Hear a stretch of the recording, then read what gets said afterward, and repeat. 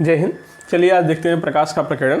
अब तक हम लोग वर्ण विक्षेपण, प्रिज्म, पतला प्रिज्म सभी पढ़ चुके हैं और आज प्रकाश का प्रकीर्णन। ठीक, तो प्रकाश के प्रकीर्णन में हम क्या देखते हैं कि जब प्रकाश किरण आती है, इस तरह से प्रकाश किरण कोई आ रही है और यहाँ से टकराती है, किसी सूक्ष्म कण, किसी माइक्रो पार्टिकल से टकरा रही है।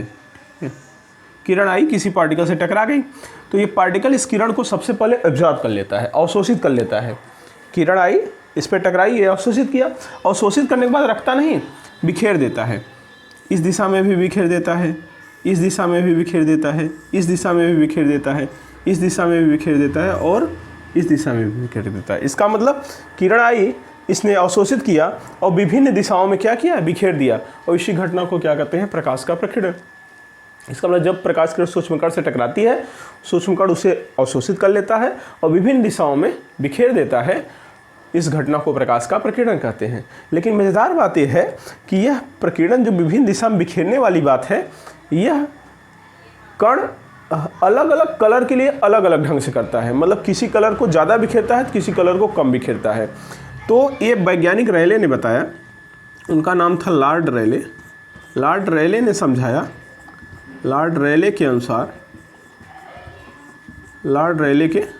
अनुसार जो प्रकीर्णन की तीव्रता होती है, प्रकाश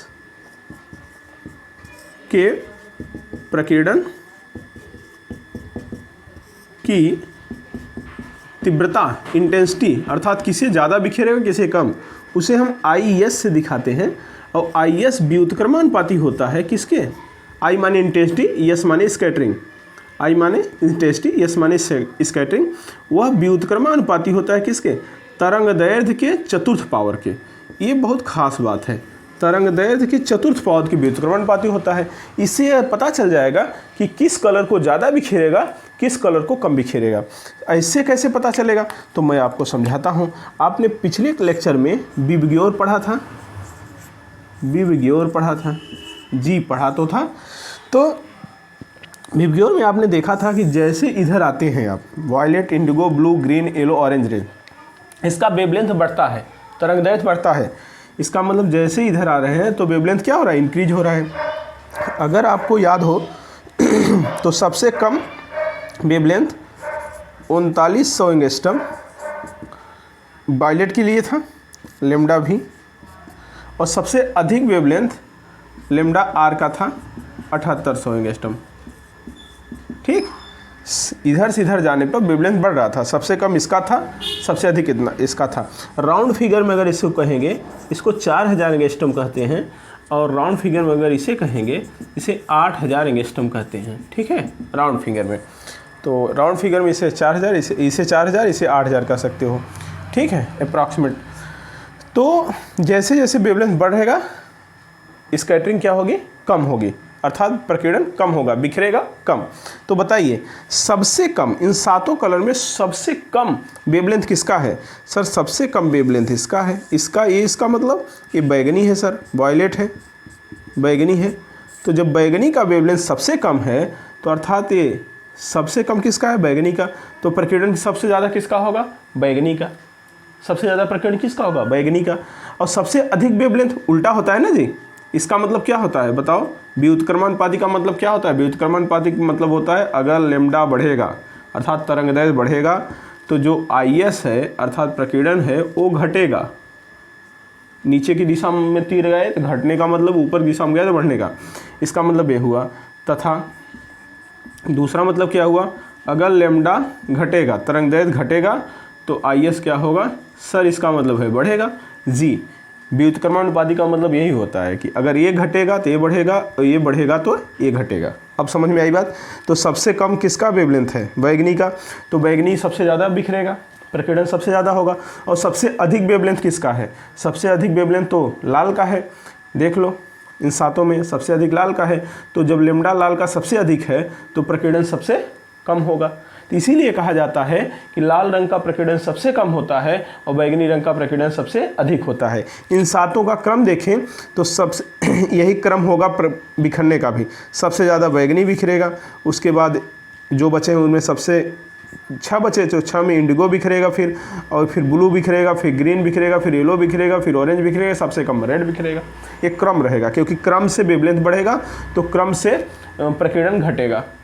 अगर इस तरह से देखा जाए तो वेवलेंथ बढ़ रहा है ना, देखो क्रम से, तो इसी क्रम में अगर देखा जाए तो IS क्या होगा, डिक्रीज करेगा, क्योंकि वेवलेंथ क्या हो रहा है, इंक्रीज कर रहा है, तो IS इसी क्रम में इंक्रीज करेगा, अर्थात प्रकीर्णन घटेगा। और सबसे कम किसका हो जाएगा, रेड का, सबसे अधिक किसका है, वायलेट का। समझ में आई बात थोड़ा बहुत? अच्छा, सबसे अधिक प्रकीर्णन किसका होगा, बैगनी का होगा। क्यों? क्योंकि बैगनी का तरंगदैर्घ्य सबसे कम है। सबसे कम प्रकीर्णन किसका होगा, लाल का होगा। लाल का क्यों? क्योंकि लाल का तरंगदैर्घ्य सबसे अधिक है। समझ में आया? तो रैले ने समझाया ये फार्मूला, और उसके अकॉर्डिंग हम लोग बता सकते हैं कि कौन सा कलर ज़्यादा बिखरेगा, कौन सा कलर कम बिखरेगा। और इसके कुछ अपने फ़ायदे भी हैं। क्या? इसी कारण हम लोग सिग्नल लाल रंग का बनाते हैं, खतरे का सिग्नल लाल रंग का बनाते हैं। खतरे का सिग्नल लाल रंग बनाने से क्या फ़ायदा होगा भाई, खतरा जब लाल रंग का बनाओगे तो लाल रंग क्या होगा, सबसे कम बिखरेगा, और सबसे कम बिखरेगा सबसे दूर तक पहुँचेगा, और खतरा दूर से ही समझ जाओगे खतरा है, इसलिए खतरे का सिग्नल लाल रंग का बनाते हैं। जैसे आपसे कभी क्वेश्चन पूछा जाएगा खतरे का सिग्नल लाल रंग का क्यों बनाते हैं, तो आप बताओगे क्योंकि लाल रंग का प्रकीर्णन सबसे कम होता है, इसलिए खतरे का सिग्नल लाल रंग का बनाया जाता है। ठीक, तो ये बातें हैं। और आगे हम अभी बात करने वाले हैं। ठीक, आकाश हमें कैसा दिखाई देता है, नीला दिखाई देता है, तो वास्तविक कलर क्या है उसका, चंद्रमा से देखने पर कैसा दिखाई देगा, अंतरिक्ष से देखने पर कैसा दिखाई देगा, सुबह सूर्य लाल दिखाई देता है, शाम को लाल दिखाई देता है, क्यों? तो क्योंकि ये सब व्याख्याएँ हम करेंगे। अब चाहे देखिए सामने आपको हमने प्रकाश का प्रकीर्णन स्पष्ट कर दिया है, आराम से स्क्रीनशॉट ले लीजिए और नोट्स में बना लीजिए। क्या? सूक्ष्म कणों से टकराकर प्रकाश का इधर उधर बिखर जाना ही प्रकाश का प्रकीर्णन कहलाता है। मतलब क्या? जब प्रकाश किरण आती है वायुमंडल में तो सूक्ष्म कणों से टकराएगी और टकरा के इधर उधर बिखरेगी, तो सीधा उनमें सूक्ष्म कणों से टकराकर प्रकाश के इधर उधर बिखर जाना ही प्रकाश का प्रकीर्णन कहलाता है।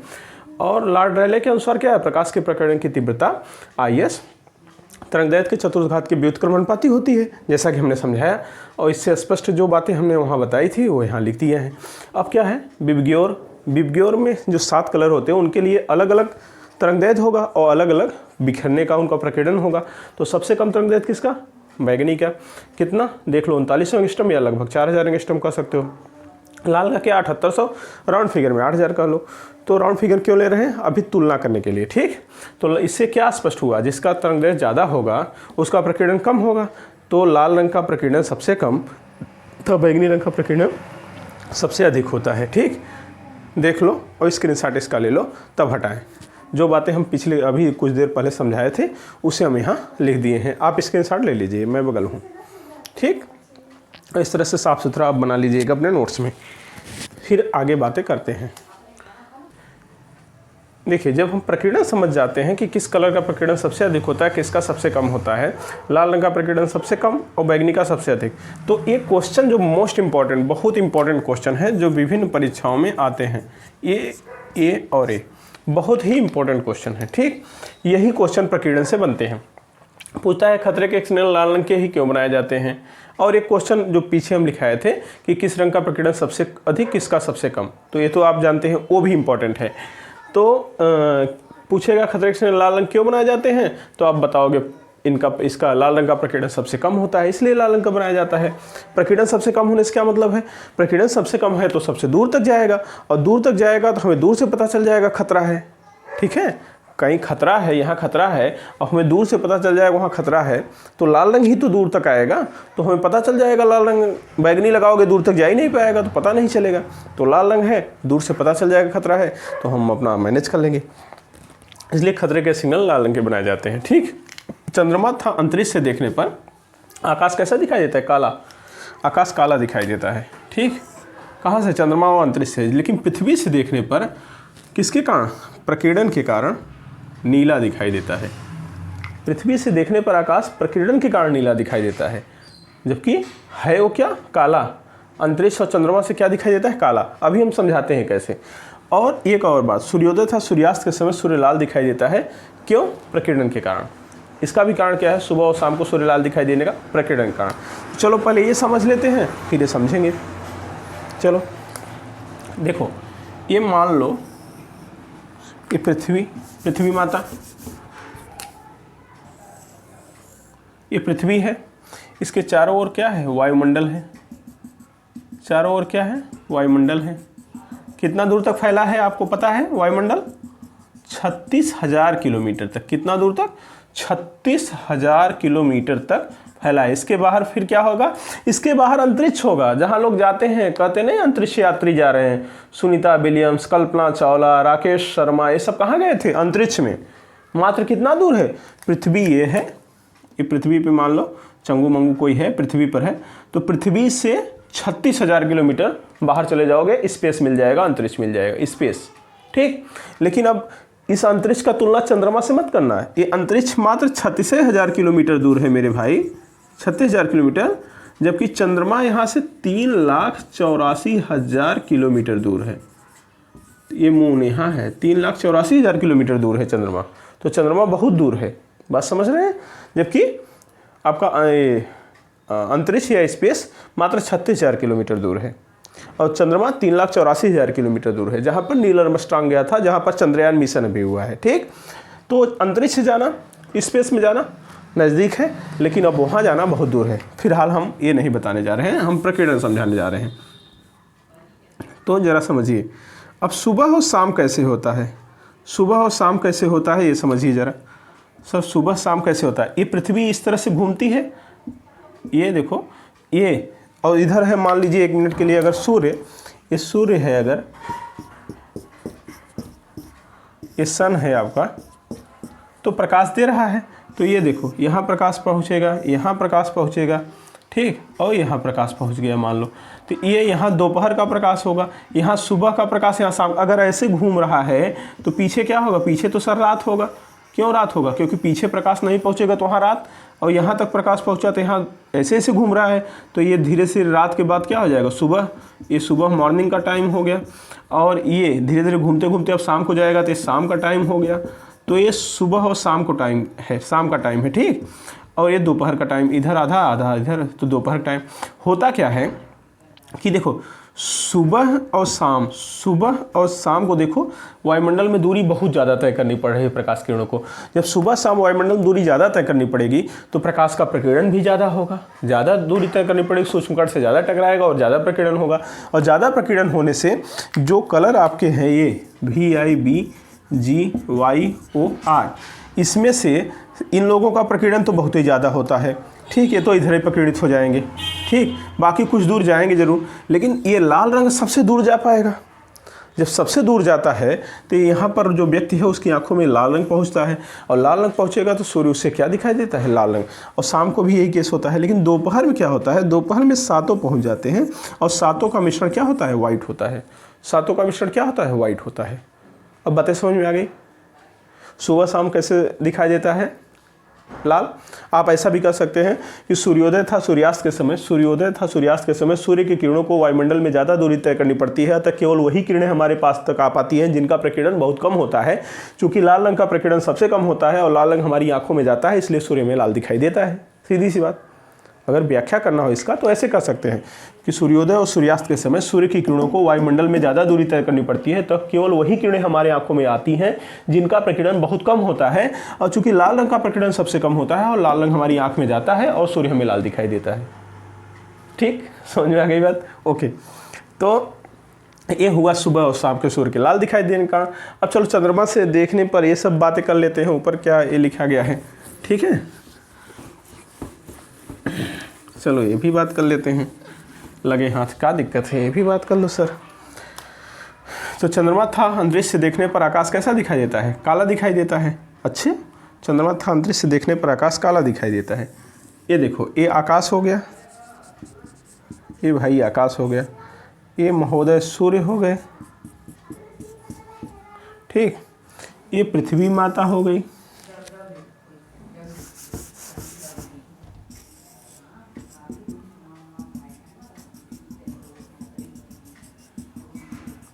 ये पृथ्वी हो, वायुमंडल इनका हो गया, ठीक।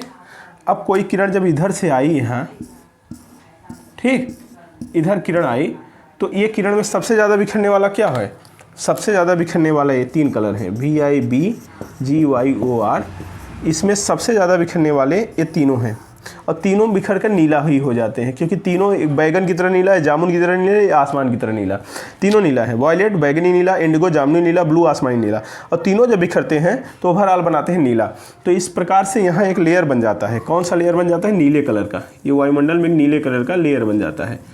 और लेयर बन जाता है जब चंगू यहाँ खड़ा होकर चंगू ऊपर देखता है आकाश, तो आकाश उसे कैसा दिखाई देता है? इस पृथ्वी और इस आकाश के बीच में ये लेयर है, किस कलर का? आसमानी कलर का। तो उसे आकाश नीला दिखाई देता है, ठीक है, क्योंकि ये लेयर आ गया। लेकिन यही चंगू जब अंतरिक्ष में चला जाता है, अंतरिक्ष में, तो यहाँ से देखता है तो इसका वास्तविक कलर दिखाई देता है आकाश का, जो कि काला है। अब जरा मून पर मान लीजिए, ये चंगू कहाँ चला गया? मून से जब ये मून पे चला जाएगा, ये कहाँ चला गया? मून पर। चंगू मून पे चला गया, तो मून से देखने पर, मून पर क्या है? एटमॉस्फेयर, वायुमंडल नहीं है, तो यहाँ से देखने पर भी आकाश उसे कैसा दिखेगा? काला दिखेगा। लेकिन पृथ्वी से देखने पर नीला क्यों दिखा? प्रकीर्णन के कारण।